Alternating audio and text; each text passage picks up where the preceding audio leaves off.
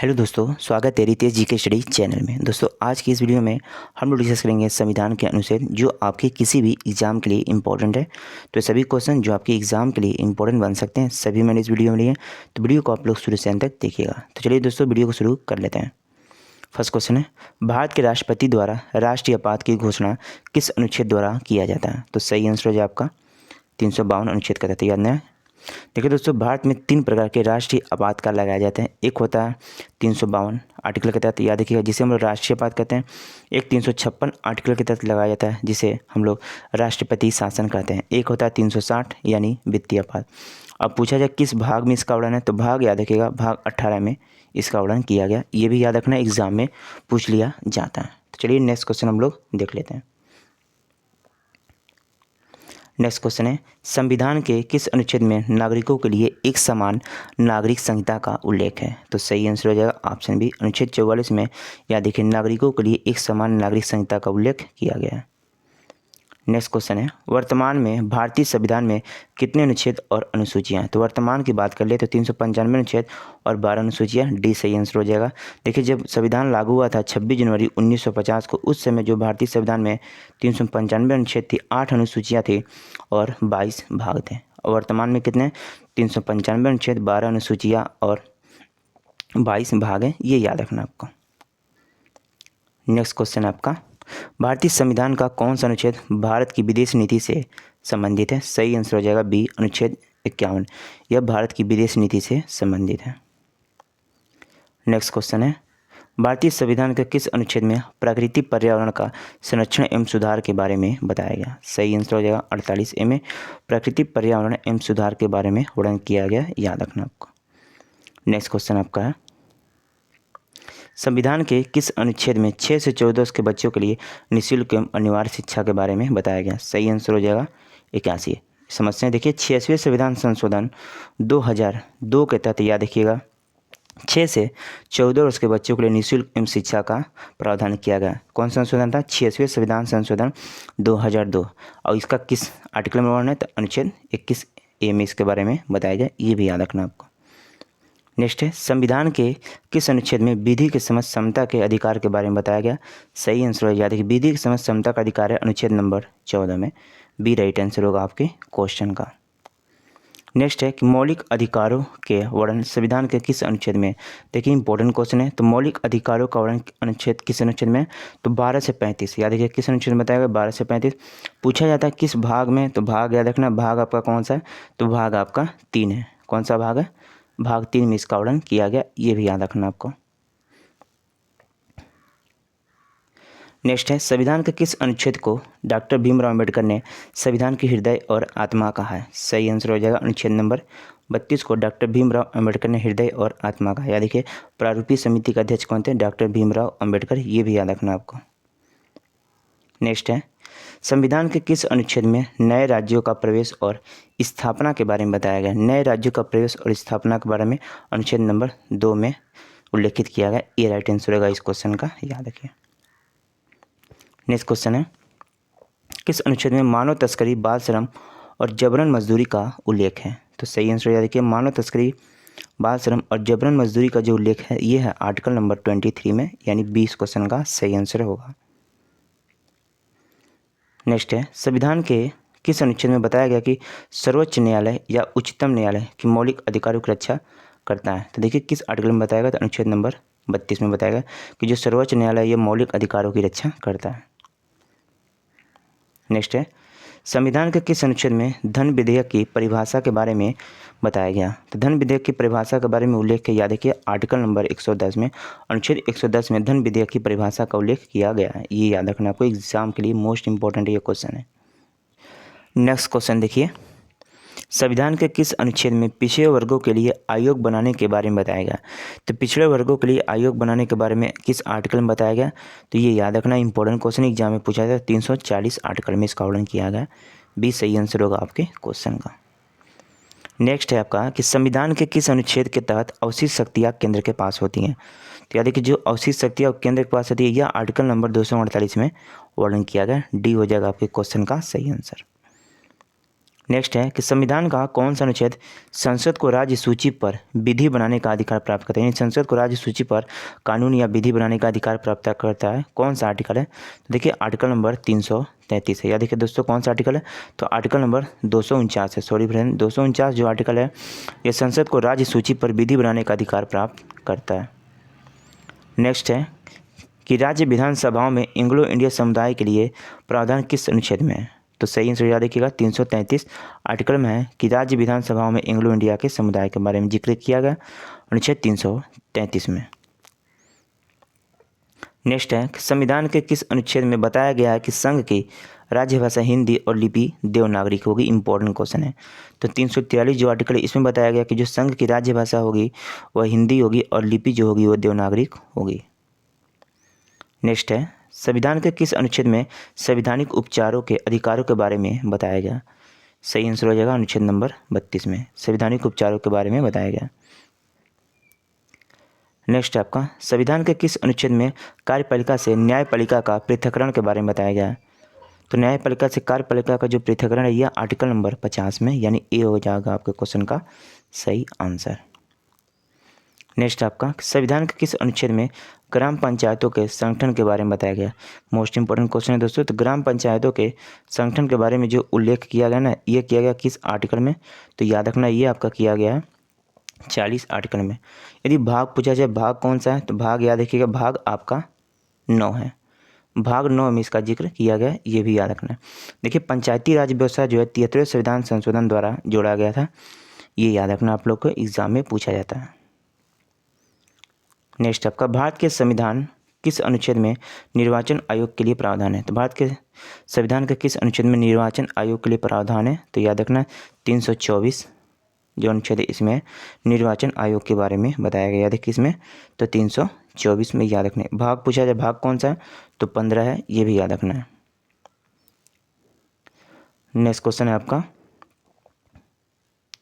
संविधान के किस अनुच्छेद में मूल कर्तव्यों के बारे में बताया गया? देखिए मूल कर्तव्य पहली बार तो लिया कहाँ गया है, तो रूस के संविधान से मूल कर्तव्य को लिया गया। याद रखना कहाँ से लिया गया दोस्तों, कहाँ से लिया गया तो मूल कर्तव्य को, तो याद रखना है आपका रूस के संविधान से लिया। किस भाग में इसका वर्णन है, तो भाग याद देखिए भाग 4A में बताया गया मूल कर्तव्य का वर्णन। देखिए मूल संविधान में एक भी मूल कर्तव्य नहीं थे, 10 मौलिक कर्तव्य जो जोड़े गए थे। ये 76वें संविधान 42वें संविधान संशोधन 1976 के तहत जोड़े गए थे। याद देखिएगा 10 मौलिक कर्तव्य, ये याद रखना आपको एग्जाम में पूछ लिया जाता है। किसकी सिफारिश पे? सरदार स्वर्ण सिंह समिति के सिफारिश पे जोड़े गए थे, ये भी याद रखना है। तो किस आर्टिकल में पूछा है, तो आर्टिकल हो जाएगा आपका 51 का, ये याद रखना। भाग पूछा जाए तो भाग आपका कौन सा है, तो 4A यानी 4 क में इसका वर्णन किया गया, ये याद रखना है आपको। नेक्स्ट है संविधान के किस अनुच्छेद में भारत का राष्ट्रपति पद के बारे में बताया गया? सही आंसर हो जाएगा आपका अनुच्छेद नंबर 52 में भारत के राष्ट्रपति पद के बारे में उल्लेख किया गया। नेक्स्ट है संविधान के किस अनुच्छेद में संघ की कार्यपालिका की शक्ति राष्ट्रपति में निहित होगी के बारे में बताया गया? तो सही आंसर हो जाएगा आपका अनुच्छेद नंबर 53 में बताया गया कि संघ की कार्यपालिका की जो शक्ति होगी यह राष्ट्रपति में निहित होगी।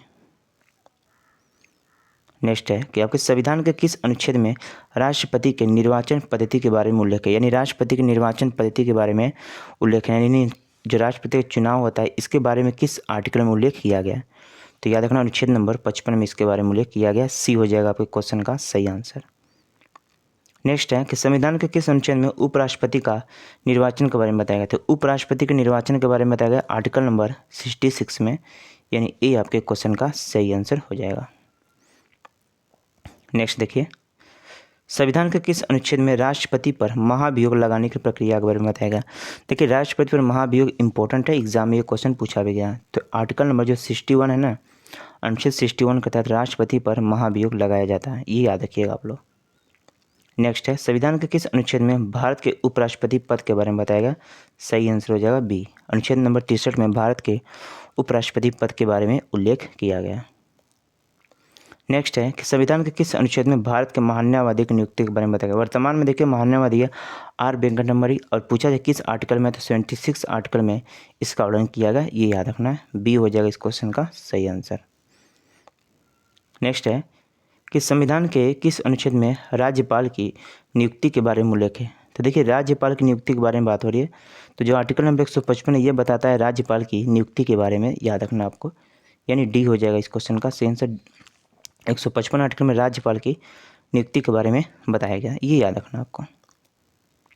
नेक्स्ट है कि संविधान के किस अनुच्छेद में राज्यसभा के महाधिवक्ता के बारे में उल्लेख है। महाधिवक्ता बारे में उल्लेख याद रखिएगा 165 आर्टिकल में किया गया, यानी बी सही आंसर हो जाएगा इस क्वेश्चन का, याद रखिए। देखिए दोस्तों, वीडियो यदि पसंद आता है आप लोग को, कंटेंट मेरा पसंद है तो एक लाइक और शेयर, इसे सब्सक्राइब जरूर करना। काफ़ी मेहनत लगता है दोस्तों वीडियो बनाने में, और जितने भी मैं वीडियो लाता हूँ सब आपके एग्जाम से रिलेटेड लाता हूँ। अनुच्छेद इसलिए मैंने सभी इंपॉर्टेंट अनुच्छेद लिए हैं जो आपके एग्जाम में पूछे जा सकते हैं। तो कोशिश कीजिएगा वीडियो को ज़्यादा से ज़्यादा शेयर करें, और चैनल बने तो सब्सक्राइब जरूर कर लीजिएगा। देखिए नेक्स्ट क्वेश्चन है, संविधान के किस अनुच्छेद में उच्च न्यायालय को रिट जारी करने के बारे में बताएगा। देखिए उच्च न्यायालय हाई कोर्ट की बात हो रही है, तो अनुच्छेद नंबर 226 के तहत 10वीं, जबकि आर्टिकल नंबर 32 के साथ सर्वोच्च न्यायालय रिट जारी करता है, ये याद रखना आपको। नेक्स्ट है, संविधान के किस अनुच्छेद में दिल्ली के बारे में विशेष उपबंध के बारे में उल्लेखित है। तो देखिए 239 ए में ये दिल्ली के बारे में विशेष उपबंध के बारे में उल्लेख किया गया। नेक्स्ट है आपका, संविधान के किस अनुच्छेद में संघ और राज्यों के लिए लोक सेवा आयोग के बारे में बताया गया। देखिए संघ और राज्यों के लिए लोक सेवा आयोग की बात हो रही है, तो आर्टिकल नंबर जो 315 है इसमें उल्लेखित किया गया कि संघ और राज्यों के लिए लोक सेवा आयोग के बारे में। नेक्स्ट है, संविधान के किस अनुच्छेद में राष्ट्रीय पिछड़ा वर्ग आयोग का गठन उल्लेख है। राष्ट्रीय पिछड़ा वर्ग आयोग गठन का उल्लेख किया गया, तो आर्टिकल नंबर 340 में सी हो जाएगा सही आंसर। नेक्स्ट है, भारतीय संविधान के किस अनुच्छेद में वित्तीय आपातकाल घोषित करने के बारे में बताएगा। देखिए वित्तीय आपातकाल की बात हो रही है, तो यहाँ देखिए भारत में 3 प्रकार के आपातकाल लगाए जाते हैं। एक होता है 352 जिसे हम लोग कहते हैं आपका तो राष्ट्रीय आपात, दूसरा होता है 356 यानी राष्ट्रपति शासन, और तीसरा आपका 360 यानी वित्तीय आपात। यहाँ बात हुई वित्तीय आपात, तो आर्टिकल नंबर हो जाएगा आपका 360। भाग पूछ लिया जाता है तो एग्जाम में, तो भाग 18 है, ये भी याद रखना होगा। नेक्स्ट है, संविधान के किस अनुच्छेद में राज्यों के लिए उच्च न्यायालय की व्यवस्था के बारे में बताया गया। तो राज्यों के लिए जो उच्च न्यायालय यानी हाई कोर्ट के बारे में जो बताया गया है, ये बताया गया किसमें, तो याद रखना ये आपको बताया गया 214 आर्टिकल में, बी हो जाएगा इस क्वेश्चन का सही आंसर। नेक्स्ट है आपका, संविधान के किस अनुच्छेद के अंतर्गत राष्ट्रपति आपातकाल की घोषणा करता है। देखिए दोस्तों, राष्ट्रपति जो राष्ट्रीय आपातकाल की घोषणा करता है, ये किस आर्टिकल के तहत करता है, तो 352 आर्टिकल के तहत। याद रखिए राष्ट्रीय आपातकाल की घोषणा जो राष्ट्रपति करता है ना, ये 352 आर्टिकल के तहत करता है, याद रखिए। नेक्स्ट है, संविधान के किस अनुच्छेद के अंतर्गत राष्ट्रपति लोकसभा को भंग कर सकता है। तो लोकसभा को भंग कर सकता है राष्ट्रपति, ये इसके पास पावर था, लेकिन किस आर्टिकल के तहत, तो देखिए आर्टिकल नंबर जो 85 है इसके तहत जो होता है ना, राष्ट्रपति लोकसभा को भंग कर सकता है, बी सही आंसर हो जाएगा आपके क्वेश्चन का। नेक्स्ट है, संविधान के किस अनुच्छेद में प्रेस की स्वतंत्रता नहीं थी। देखिए इंपॉर्टेंट क्वेश्चन है, एग्जाम में पूछा गया। तो बात हो रही प्रेस की स्वतंत्रता, तो जो आर्टिकल नंबर 19 है, अनुच्छेद नंबर जो 19 है ना, इसमें प्रेस की स्वतंत्रता के बारे में उल्लेख किया गया, याद रखिएगा। नेक्स्ट है कि संविधान के किस अनुच्छेद में अस्पृश्यता के अंत यानी छुआछूत के बारे में बताया। देखिए मोस्ट इंपॉर्टेंट क्वेश्चन है, एग्जाम में कई बार क्वेश्चन पूछा भी गया। तो अस्पृश्यता का अंत यानी छुआछूत, तो जो अनुच्छेद नंबर 17 है इसमें अस्पृश्यता के अंत एवं छुआछूत के बारे में उल्लेख किया गया, याद रखना आपको। नेक्स्ट क्वेश्चन देखिए, संविधान के किस अनुच्छेद में अल्पसंख्यक वर्गों के हितों का संरक्षण के बारे में बताइए। ये भी इंपॉर्टेंट क्वेश्चन एग्जाम में पूछा गया। तो अल्पसंख्यक वर्गों के हितों के बारे में जो आर्टिकल नंबर 29 है इसमें उल्लेख किया गया, याद रखना, ये सही आंसर होगा आपके क्वेश्चन का। नेक्स्ट देखिए, नेक्स्ट क्वेश्चन आपका कि भारतीय संविधान के किस अनुच्छेद में राज्यों के नीति निर्देशक तत्वों का उल्लेख है। देखिए पहले बात करें राज्य के नीति निर्देशक तत्व, तो ये लिया गया आपके आयरलैंड के संविधान से, याद रखें आयरलैंड के संविधान से नीति निर्देशक तत्व को लिया गया। पूछा जाता है किस भाग में इसका वर्णन है, तो भाग याद रखिएगा भाग 4 में इसके बारे में बताया गया, ये भी याद रखना। अनुच्छेद यदि पूछ लिया जाए किस अनुच्छेद में, तो अनुच्छेद याद रखिएगा 36 से 51 यानी 20 को 36 से 51 में राज्य के नीति निर्देशक तत्वों के बारे में बताया गया, याद रखना इसे भी। चलिए नेक्स्ट क्वेश्चन देखते हैं हम लोग कि भारतीय संविधान के किस अनुच्छेद में अनुसूचित जातियों और अनुसूचित जनजातियों के बारे में उल्लेख किया गया। तो अनुसूचित जातियों और अनुसूचित जनजातियों के बारे में उल्लेख है 335 आर्टिकल में, सी सही आंसर होगा आपके क्वेश्चन का, याद रखें। नेक्स्ट है, संविधान के किस अनुच्छेद में संसद के गठन के प्रावधान के बारे में बताया गया। देखिए बात कर ले संसद के गठन के बारे में, 79 में बताया गया संसद के गठन के बारे में, यानी इस क्वेश्चन का आपका ए हो जाएगा सही आंसर, याद रखना है। नेक्स्ट है कि भारतीय संविधान के किस अनुच्छेद में वित्तीय आपात की घोषणा राष्ट्रपति करता है, यानी वित्तीय आपात के बारे में बताएगा। तो 360 आर्टिकल में सी हो जाएगा सही आंसर, याद रखिए।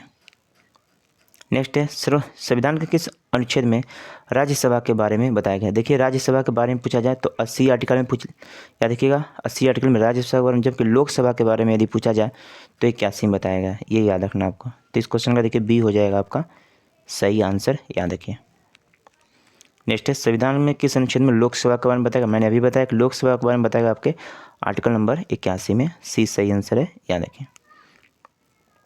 नेक्स्ट है संविधान के किस अनुच्छेद में संसद को विशेषाधिकार प्राप्त है। तो संविधान के किस अनुच्छेद में है जो संसद को विशेषाधिकार के बारे में बताया गया। तो अनुच्छेद नंबर 105 में इसका जिक्र किया गया, डी हो जाएगा इस क्वेश्चन का सही आंसर। नेक्स्ट है कि संविधान के किस अनुच्छेद में संयुक्त अधिवेशन या संयुक्त बैठक की व्यवस्था की गई। पहली बात कि संयुक्त अधिवेशन या संयुक्त बैठक बुलाता कौन है, तो याद रखिएगा राष्ट्रपति बुलाता है, लेकिन अध्यक्षता यदि पूछ लिया जाए तो लोकसभा का स्पीकर इसकी अध्यक्षता करता है। और किस आर्टिकल में, 108 आर्टिकल में इसका जिक्र किया गया, ये याद रखना है, यानी इस क्वेश्चन का ए हो जाएगा सही आंसर। नेक्स्ट क्वेश्चन है संविधान के किस अनुच्छेद में धन विधेयक की परिभाषा के बारे में बताया गया। तो 20 क्वेश्चन का सही आंसर हो जाएगा, धन विधेयक की परिभाषा के बारे में बताया गया आर्टिकल नंबर 110 में। नेक्स्ट है संविधान के किस अनुच्छेद में राष्ट्रपति को क्षमादान की शक्ति प्रदान है। तो देखिए राष्ट्रपति क्षमादान की शक्ति प्राप्त है, यानी किसी भी मृत्युदंड को यह माफ़ कर सकता है राष्ट्रपति। तो किस आर्टिकल में, तो आर्टिकल नंबर आपके 72 में इसका वर्णन किया गया, याद रखना। नेक्स्ट है संविधान के किस अनुच्छेद में सर्वोच्च न्यायालय की स्थापना और गठन के बारे में बताएगा। सर्वोच्च न्यायालय की स्थापना गठन के बारे में बात कर ले तो जो आर्टिकल नंबर 124 है इसमें बताएगा सर्वोच्च न्यायालय की गठन और स्थापना के बारे में, बी हो जाएगा सही आंसर इस क्वेश्चन का। नेक्स्ट है संविधान के किस अनुच्छेद के अंतर्गत जो मंत्रिपरिषद सामूहिक रूप से लोकसभा के प्रति उत्तरदायी होता है। तो सही आंसर हो जाएगा ऑप्शन नंबर बी। जो आर्टिकल नंबर 175 है इसमें बताया गया कि जो मंत्रिपरिषद होता है वह सामूहिक रूप से लोकसभा के प्रति उत्तरदायी होता है। नेक्स्ट है भारत के संविधान के किस अनुच्छेद में भारत सरकार द्वारा पद्म विभूषण भारत रत्न प्रदान किया जाता है। तो आर्टिकल नंबर 118 में, आर्टिकल नंबर 118 में उपाधियों के अंत के बारे में जिक्र किया गया, ये भी याद रखिए। नेक्स्ट है संविधान के किस अनुच्छेद में यह बताया गया है कि राज संपत्ति का अधिकार संवैधानिक अधिकार है। देखिए भारतीय संविधान में याद रखिएगा कितने मौलिक अधिकार थे, तो 7 मौलिक अधिकार थे। मूल संविधान में 7 मौलिक अधिकार थे, लेकिन क्या हुआ कि जो संपत्ति का अधिकार है इसे याद रखिए 44वें संविधान संशोधन द्वारा याद रखिएगा मूल अधिकार की श्रेणी से निकालकर एक संवैधानिक अधिकार बनाया गया, जिसे 300 क में रखा गया, याद रखना है 300 क में रखा गया, ये याद रखना। तो इस क्वेश्चन का देखिए ए हो जाएगा सही आंसर किस संशोधन द्वारा, तो याद रखिए 44वें संविधान संशोधन, ये याद रखना आपको। नेक्स्ट है संविधान के किस अनुच्छेद में वार्षिक वित्तीय विवरण का प्रावधान किया गया। तो आर्टिकल नंबर 112 में। देखिए बजट शब्द का प्रयोग संविधान में नहीं किया गया, याद रखना है, उसके जगह पर वार्षिक वित्तीय विवरण का प्रावधान किया गया अनुच्छेद नंबर 112 में, इसका सही आंसर होगा। नेक्स्ट है संविधान के किस अनुच्छेद में उच्चतम न्यायालय आरंभिक अधिकारिता प्राप्त है। तो उच्चतम न्यायालय को आरंभिक अधिकारिता जो प्राप्त है किस आर्टिकल में, तो आर्टिकल नंबर 131 में है, बी सही आंसर होगा इस क्वेश्चन का, याद रखिए आप लोग। नेक्स्ट क्वेश्चन देखिए कि संविधान के किस अनुच्छेद में राज्यपाल को अध्यादेश जारी करने की शक्ति प्रदान है। तो देखिए दोस्तों फ्रेंड्स, मैं बता देता हूँ कि जो राज्यपाल अध्यादेश जारी करता है ना, ये आपका 213 आर्टिकल के तहत जारी करता है, ये याद रखना है। कभी कभी एग्जाम में पूछा जाता है कि राष्ट्रपति किस आर्टिकल के तहत जारी करता है, तो 123 आर्टिकल के तहत। तो याद रखना है जो राज्यपाल 213 और राष्ट्रपति 123। तो यहाँ बात हुई राज्यपाल की, तो राज्यपाल याद रखिए 213 आर्टिकल के तहत अध्यादेश जारी करता है, याद रखना आपको। नेक्स्ट है कि संविधान के किस अनुच्छेद में आदेशों को उच्चतम न्यायालय द्वारा पुनर्विलोकन के बारे में बताया गया था। आदेशों का उच्चतम न्यायालय द्वारा पुनर्विलोकन, यह आर्टिकल नंबर 137 में इसका जिक्र किया गया है, बी हो जाएगा इस क्वेश्चन का सही आंसर है, याद रखिएगा। नेक्स्ट है कि संविधान के किस अनुच्छेद में सुप्रीम कोर्ट से राष्ट्रपति को सलाह के बारे में बताया गया। सुप्रीम कोर्ट से जो होता है राष्ट्रपति सलाह ले सकता है, ये कौन सा आर्टिकल बताया गया। तो आर्टिकल नंबर जो 143 याद रखिए, आर्टिकल नंबर 143 में इसके बारे में बताया गया, ये याद रखना आपको 143 में कि सुप्रीम कोर्ट है जो राष्ट्रपति से सलाह ले सकता है, याद रखना आपको, यानी सी हो जाएगा इस क्वेश्चन का सही आंसर। नेक्स्ट है कि भारतीय संविधान के किस अनुच्छेद में नियंत्रक एवं महालेख परीक्षक के बारे में बताया गया। देखिए एग्जाम में एक क्वेश्चन बहुत बार पूछा गया और इंपॉर्टेंट भी हो जाता है। तो नियंत्रक एवं महालेख परीक्षक का आर्टिकल नंबर 148 में जिक्र किया गया, याद रखना डी हो जाएगा इस क्वेश्चन का सही आंसर। नेक्स्ट है कि भारतीय संविधान के किस अनुच्छेद में संविधान में संशोधन करने का प्रावधान है। देखिए पहली बात कि संविधान संशोधन लिया कहाँ गया से है, तो दक्षिण अफ्रीका के संविधान से इसे लिया गया। और पूछ लिया जाता है किस भाग में, तो भाग याद रखिएगा किस भाग में, भाग 20 में बताया गया। जबकि आर्टिकल पूछा जाए तो 368 आर्टिकल है, याद रखिएगा। संसद के किसी भी सदन में, याद रखिए इसे लाया जा सकता है, यानी जो होता है संविधान संशोधन किसी भी सदन में हो सकता है, लोकसभा राज्यसभा किसी भी सदन में। तो इस क्वेश्चन का देखिए सही आंसर है आपका आर्टिकल नंबर 368 हो जाएगा इस क्वेश्चन का सही आंसर। संविधान के किस अनुच्छेद में राष्ट्रपति अध्यादेश जारी करता है। अभी मैंने बताया था कि 123 आर्टिकल के तहत जो होता है राष्ट्रपति और 213 आर्टिकल के तहत राज्यपाल। तो इस क्वेश्चन का जो होगा बी हो जाएगा सही आंसर, याद रखिएगा। नेक्स्ट है कि संविधान के किस अनुच्छेद के अंतर्गत केंद्र सरकार राज्य सरकार को निर्देश देता है। तो याद रखिए केंद्र सरकार राज्य सरकार को निर्देश देता है किस आर्टिकल के तहत, तो आर्टिकल नंबर जो आपका 256 है इसके तहत, बी हो जाएगा सही आंसर, याद रखिएगा इस क्वेश्चन का। नेक्स्ट है संविधान के किस अनुच्छेद के अंतर्गत मूल अधिकारों के परिवर्तन के लिए उच्च न्यायालय लेख जारी करता है। तो मूल अधिकारों के परिवर्तन के लिए उच्च न्यायालय लेख जारी करता है, तो याद रखना किस आर्टिकल के तहत, 226 आर्टिकल के तहत। जबकि सर्वोच्च न्यायालय 32 आर्टिकल के तहत, ये भी याद रखिए। नेक्स्ट है भारतीय संविधान का कौन सा अनुच्छेद मौलिक अधिकारों के अंतर्गत बच्चों के शोषण से संबंधित है। एग्जाम में ये क्वेश्चन काफ़ी बार पूछा भी गया। तो अनुच्छेद नंबर 24, ये बच्चों के शोषण से संबंधित है, याद रखिए अनुच्छेद नंबर 24। नेक्स्ट है संविधान के किस अनुच्छेद में बताया गया कि संघ की कार्यपालिका की जो शक्ति होगी वह राष्ट्रपति में निहित होगी। तो आर्टिकल नंबर 53 के तहत, यानी 20 क्वेश्चन का सही आंसर हो जाएगा। नेक्स्ट है संविधान के किस अनुच्छेद में वित्त आयोग के बारे में बताया गया। सही आंसर हो जाएगा 280 आर्टिकल में वित्त आयोग के बारे में बताया गया, डी सही आंसर होगा। याद रखिए इंपॉर्टेंट क्वेश्चन एग्जाम में पूछा गया। नेक्स्ट है संविधान के किस अनुच्छेद में राज्यों के लिए उच्च न्यायालय की व्यवस्था के बारे में बताया गया। तो राज्यों के लिए उच्च न्यायालय की व्यवस्था में जो आर्टिकल नंबर 214 में इसके बारे में बताया गया, ई सही आंसर होगा, याद रखिएगा। नेक्स्ट है संविधान के किस अनुच्छेद में संघ का नाम व राज्य क्षेत्र के बारे में बताया गया। तो देखिए संघ का नाम और राज्य क्षेत्र के बारे में जो बताया गया, यह बताया गया आपको किस में, तो आर्टिकल नंबर 1 में बताया गया। किस आर्टिकल तक 1 से 4 तक जिक्र किया। भाग कौन सा है, भाग 1 है, ये भी याद रखना है। नेक्स्ट है कि आकस्मिक निधि का उल्लेख किस अनुच्छेद में है। तो आकस्मिक निधि का उल्लेख जो 267 आर्टिकल में किया गया, याद रखना है, यानी डी इस क्वेश्चन का सही आंसर हो जाएगा। तो दोस्तों ये सभी इंपॉर्टेंट अनुच्छेद से जो एग्जाम में ना किसी एग्जाम में पूछेगा था, और जितने मैंने छोड़ लिए थे दोस्तों ना, अगर आप इस वीडियो को देख लेते हैं तो अनुच्छेद से जितने भी क्वेश्चन आएंगे सब इसी से रिलेटेड आएंगे, मतलब इसी वीडियो से आएंगे। वीडियो काफ़ी इंपॉर्टेंट था, कोशिश कीजिएगा वीडियो को ज़्यादा से ज़्यादा शेयर करें अपने मित्रों में, और आप भी इसे देखिएगा। चलिए चलते हैं दोस्तों, धन्यवाद, वंदे मातरम।